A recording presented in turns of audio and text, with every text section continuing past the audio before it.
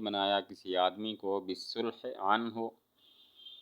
ومن وکل رجلا، اور جس نے وکیل بنایا کسی آدمی کو بالصلح عنہ اس کی طرف سے صلح کرنے کا، فصالحہ پس اس نے اس سے صلح کر لی، لم یلزم الوکیل ما صالحہ علیہ تو لازم نہیں ہوگا وکیل کو وہ چیز کہ جس پر اس نے صلح کی ہے، الا ان یضمنہ مگر یہ کہ وہ اس کا ضامن ہو جائے۔ وکیل بنایا کہ میری طرف سے جا کر صلح کر لو، فلاں آدمی جو دعویٰ کرتا ہے مجھ پر 1000 درہم کا، تم جاؤ اور اس پر صلح کر لو، اس کے ساتھ صلح کر لو۔ تو وکیل نے صلح کر لی تو جو بدلے صلح ہے وہ وکیل پر لازم نہیں ہوگی بلکہ موکل پر لازم ہوگی۔ ہاں اگر وکیل اس کا ضامن بن جاتا ہے کہ بدلے صلح میں ادا کروں گا، تب وکیل لازم ہوگا، وکیل پر وہ بدلے صلح لازم ہوگی۔ وکیل بنایا کہ فلاں آدمی مجھ پر 1000 درہم کا دعویٰ کرتا ہے، تم جا کر اس سے صلح کر لو، اور وکیل نے صلح کر لی تو بدلے صلح یہ وکیل پر لازم نہیں ہوگی بلکہ موکل پر لازم ہوگی۔ ہاں اگر وکیل ضامن ہو جائے تو بدلے صلح وکیل پر لازم ہوگا۔ فَإِنْ صَالَحَ پس اگر صلح کر لی عنہ اس کی طرف سے، علی شیء کسی چیز پر، بغیر امرہ اس کے امر کے بغیر، فہو علی 4 اوجہ تو وہ 4 قسم پر ہے۔ فَإِنْ صَالَحَ بِمَالٍ وَضَمَّنَهُ اگر وہ صلح کرے مال کے ساتھ اور اس کا ضامن بن جائے، تم الصلح تو صلح تام ہو جائے گی۔ وَكَذَلِكَ اور اسی طرح، لو قال اگر کہا صالحتک علی الفی ھذا میں نے تم سے صلح کی اپنے اس 1000 پر، او علی عبدی ھذا یا اپنے اس غلام پر، تم الصلح تو صلح تام ہو جائے گی۔ ولزمہ تسلیمھا الیہ اور لازم ہوگا، ولزمہ تسلیمہما الیہ اور لازم ہوگا ان دونوں کو حوالے کرنا اس کی طرف۔ وکذالک اور اسی طرح، لو قال اگر کہا صالحتک علی 1000 میں نے تم سے صلح کی 1000 پر، وسلمھا الیہ اور وہ 1000 اس کے حوالے کر دیا۔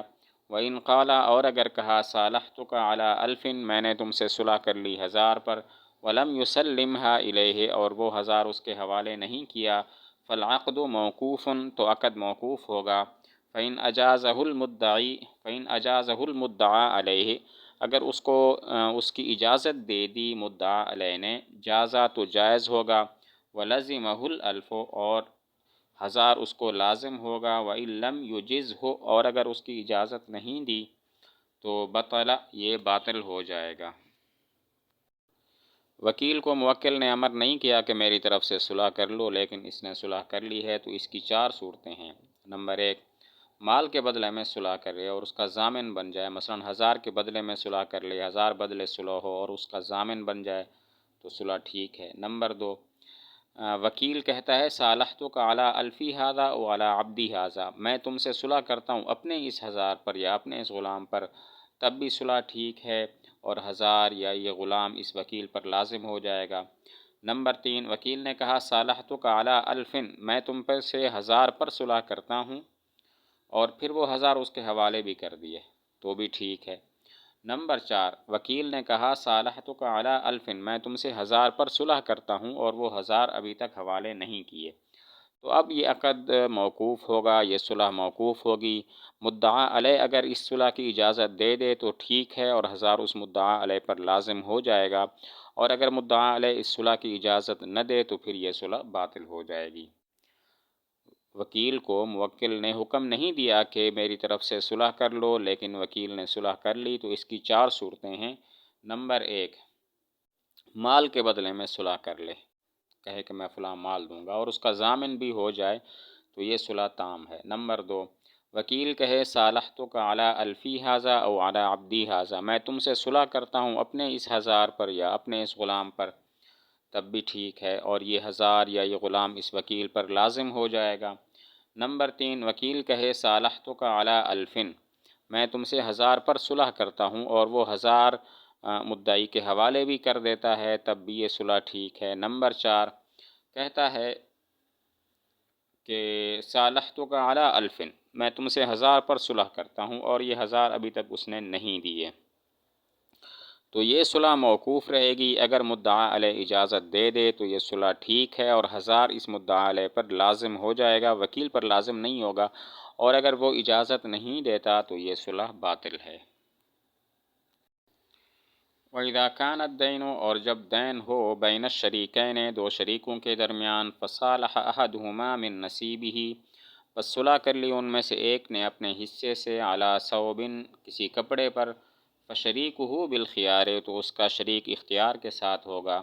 ان شاء اگر چاہے، اتبع الذی علیہ الدین اس کا پیچھا کرے کہ جس کے ذمہ دین ہے، بنصفہ اپنے نصف کا، وَإِنْ شَاءَ أَخَذَ نِصْفَ الثَّوْبِ اور اگر چاہے تو آدھا کپڑا لے لے، إِلَّا أَنْ يَضْمَنَ لَهُ شَرِيكُهُ رُبْعَ الدَّيْنِ مگر یہ کہ ضامن ہو جائے اس کے لیے اس کا شریک چوتھائی دین کا، وَلَوِ اسْتَوْفَى نِصْفَ نَصِيبِهِ اور اگر وصول کر لیا اپنا آدھا حصہ من الدین دین سے، کان لشریکہ تو اس کے شریک کے لیے جائز ہوگا، ان یشارکہ فیما قبض کہ اس کو شریک کر لے اس چیز میں کہ جس پر اس نے قبضہ کیا، ثم یرجعان علی الغریم بالباقی پھر وہ رجوع کریں مقروض پر بقیہ کا، ولو اشتری احدہما بنصیبہ اور اگر خرید لیا ان میں سے ایک نے اپنے دین کے حصے کے بدلے میں سلعتن کوئی سامان، کان لشریکہ تو اس کے شریک کے لیے جائز ہوگا، ان یضمنہ ربع الدین کہ اس کو ضامن بنائے چوتھائی دین کا۔ ایک دین دو شریکوں کے درمیان مشترک تھا، مثلا دو شریک تھے اور کسی ایک شخص نے ان کا 1000 درہم دینا تھا، 500 ایک کا اور 500 دوسرے کا۔ اب ایک شریک اپنے 500 کے بدلے میں کپڑے پر صلح کر لیتا ہے اور مقروض کو کہتا ہے کہ فلاں کپڑا مجھے دے دو، بس میں آدھا میرا دین گویا ادا ہو جائے گا۔ تو اس کا جو دوسرا شریک ہے اس کو پھر دو اختیار ہیں، نمبر ایک مقروض کو کہے کہ اب مجھے اپنا دین کا حصہ ادا کرو، یعنی 500 ادا کرو، اور نمبر دو اس اپنے شریک سے آدھا کپڑا لے لے۔ ہاں اگر یہ شریک کہتا ہے کہ میں تمہارے لیے چوتھائی دین کا ضامن ہوتا ہوں تو یہ کپڑا اس سے نہیں لے سکتا۔ دین دو شریکوں کے درمیان تھا، یعنی ایک آدمی نے ان دو کا 1000 دینا تھا، 500 ایک کا اور 500 دوسرے کا، اور دونوں شریک ہیں۔ ان میں سے ایک اپنے 500 کے عوض میں کپڑے پر صلح کر لیتا ہے اور مقروض کو کہتا ہے مجھے یہ کپڑا دے دو، بس تمہارا 500 ادا ہو گیا۔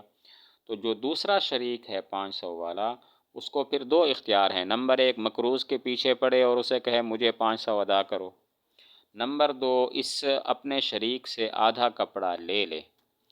ہاں اگر یہ شریک اس کو کہتا ہے میں تمہارے لیے چوتھائی دین کا ضامن ہوتا ہوں تو پھر یہ کپڑا اس سے نہیں لے سکتا۔ وَلَوْ اسْتَوْفَى یہی مسئلہ ہے کہ دین 1000 دو آدمیوں کے لیے ہے اور ایک آدمی کے ذمے ہے، دونوں شریک ہیں، ان میں سے ایک شریک اپنا حصہ 500 وصول کر لیتا ہے تو جو دوسرا شریک ہے وہ اس سے پھر 500 کا جو نصف ہے وہ لے سکتا ہے، اور بقیہ جو 500 ہیں اس کا وہ مشترکہ مل کر مقروض سے رجوع کر سکتے ہیں کہ بقیہ 500 بھی ادا کرو۔ اگر کسی آدمی نے اسی مسئلے میں، یعنی 1000 دین دو آدمیوں کے درمیان مشترک تھا اور مقروض سے انہوں نے وصول کرنا تھا، لیکن ایک نے اپنا حصہ وصول کر لیا، اپنے حصے کا نصف وصول کر لیا، یعنی 500 میں سے 250 اس نے وصول کر لیا، تو اب جو دوسرا شریک ہے اس کو پھر اختیار ہے کہ وہ چاہے تو پھر جتنا قبضہ ہو چکا ہے اس میں یہ دونوں شریک ہو جائیں، اس کو شریک کر لے، اور پھر بقیہ جو دین رہتا ہے وہ مل کر مقروض سے اس کا رجوع کریں گے۔ اور اسی مسئلہ میں وَلَوْ اشْتَرَى أَحَدُهُمَا اسی مسئلے میں ایک شریک جو اپنے 500 کا حقدار ہے وہ مقروض کو کہتا ہے کہ میں اپنے 500 کے عوض میں تم سے وہ سامان خریدتا ہوں، وہ سامان مجھے بیچ دو، تو اس نے خرید لیا، تو جو دوسرا شریک ہے وہ اس کو چوتھائی دین کا ضامن بنا سکتا ہے، یعنی 250 کا ضامن بنا سکتا ہے۔ اسی مسئلہ میں اگر ایک شریک نے اپنے 500 کے عوض میں کوئی سامان مقروض سے خرید لیا تو جو دوسرا شریک ہے وہ اس خریدار شریک کو چوتھائی دین مثلا 250 کا اس صورت میں ضامن بنا سکتا ہے۔ وَإِذَا كَانَ السَّلَمُ اور جب بے سلم ہو بین الشریکین دو شریکوں کے درمیان، فصالح احدہما ان میں سے ایک نے صلح کر لی من نصیبہ اپنے حصہ سے، علی رأس المال رأس المال پر، لم یجز عند ابی حنیفۃ و محمد رحمہم اللہ تعالی طرفین کے نزدیک، وقال ابو یوسف رحمہ اللہ، امام ابو یوسف فرماتے ہیں یجوز الصلح، صلح جائز ہے۔ دو آدمیوں نے مشترکہ طور پر بیع سلم کی، مثلا 200 درہم دے دیے اور کہا مسلم علیہ کو کہ 1 مہینہ بعد ہمیں 1 من گندم تم نے دینی ہے۔ اس کے بعد ایک آدمی اپنے حصے کا راس المال یعنی 100 درہم پر صلح کر لیتا ہے اور کہتا ہے بس مجھے 100 درہم واپس دے دو تو میں صلح کرتا ہوں، مجھے تمہاری مسلم فی نہیں چاہیے۔ تو اب ایسی صلح کرنا جائز ہے کہ نہیں؟ طرفین فرماتے ہیں جائز نہیں ہے، امام ابو یوسف فرماتے ہیں کہ جائز ہے۔ مشترکہ طور پر 2 آدمیوں نے بیع سلم کی، یعنی 100 دراہم دیے، ٹوٹل 200 دراہم دیے مسلم علیہ بائع کو، اور کہا کہ ہمیں 1 ماہ بعد گندم دے دینا، 1 من گندم۔ اس کے بعد ایک شریک اپنے 100 درہم جو اس نے دیے تھے اس پر صلح کر لیتا ہے اور کہتا ہے کہ مجھے واپس کرو، میں تم سے مسلم فی نہیں لوں گا۔ تو اب ایسی صلح کرنے کا کیا حکم ہے؟ طرفین فرماتے ہیں جائز نہیں ہے، اور امام ابو یوسف رحمۃ اللہ علیہ فرماتے ہیں جائز ہے۔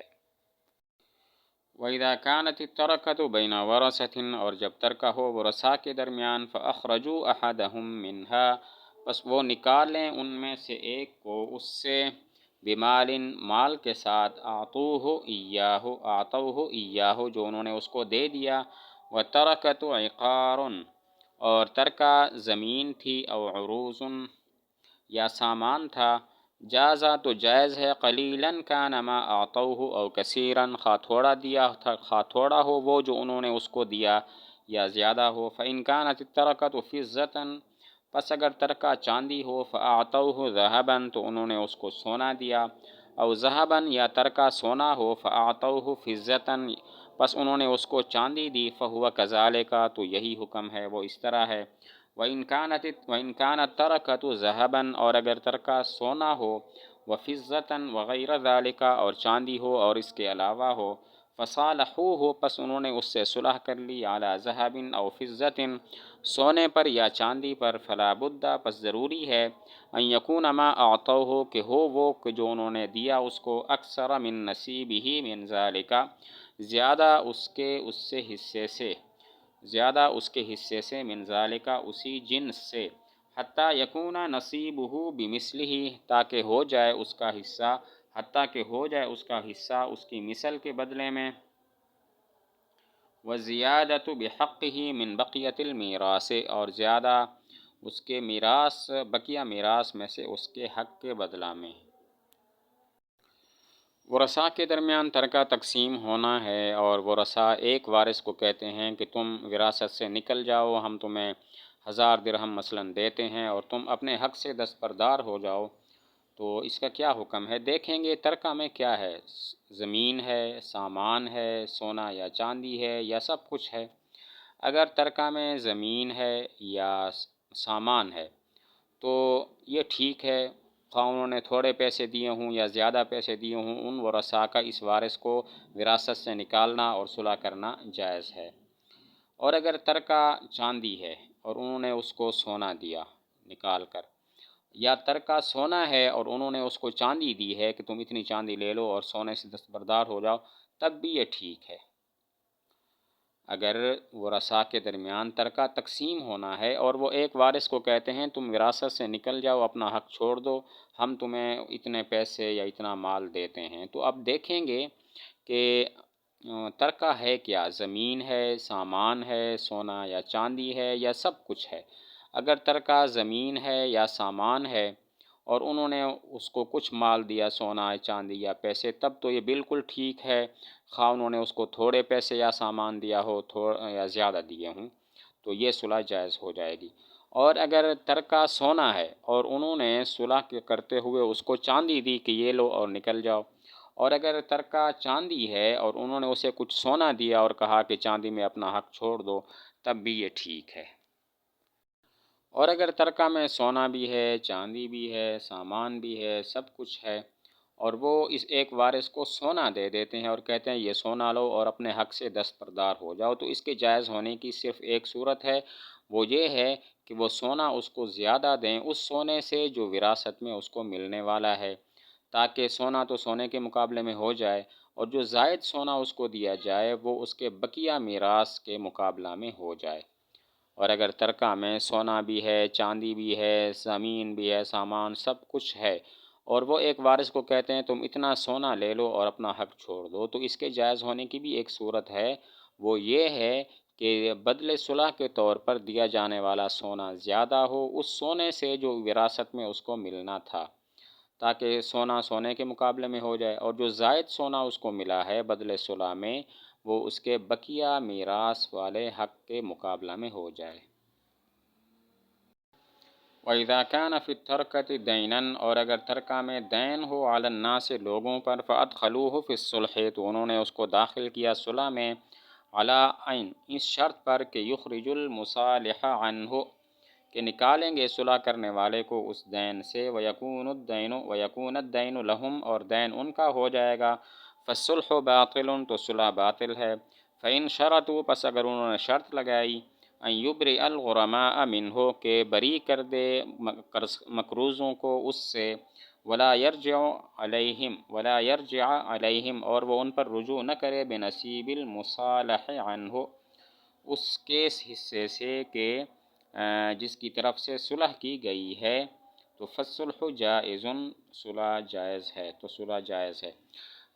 ایک آدمی کا انتقال ہوا اور اس کا ترکہ یہ ہے کہ لوگوں سے اس نے قرضے وصول کرنے تھے، اور وہ ورثاء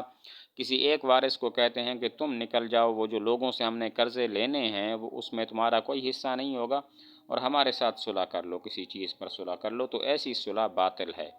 ہاں اگر ورثاء اس کو یہ کہیں کہ تمہارا جو حق قرض خواہوں مقروضوں پر بنتا ہے، اپنے اس حق سے دستبردار ہو جاؤ اور ہم سے مطالبہ نہ کرنا، تو پھر ہم تم سے صلح کرتے ہیں، ایسی صلح جائز ہے۔ کسی شخص کا انتقال ہو گیا اور اس کا ترکہ یہ ہے کہ اس نے لوگوں سے قرضے وصول کرنے ہیں، اور وہ ایک وارث کو کہتے ہیں کہ تم نکل جاؤ، لوگوں سے جو ہم نے قرضے وصول کرنے ہیں اس میں تمہارا کوئی حصہ نہیں ہوگا، ہم سے صلح کر لو اور اتنے پیسے لے لو، تو یہ تو جائز نہیں ہے۔ ہاں اگر وہ ورثاء اس وارث کو یہ کہتے ہیں کہ تم اپنا حصہ مقروضوں کو معاف کر دو اور اس حصے کا پھر ہم سے بھی مطالبہ مت کرنا، اور یہ لو کچھ پیسے اور صلح کر لو، تو ایسی صلح جائز ہے۔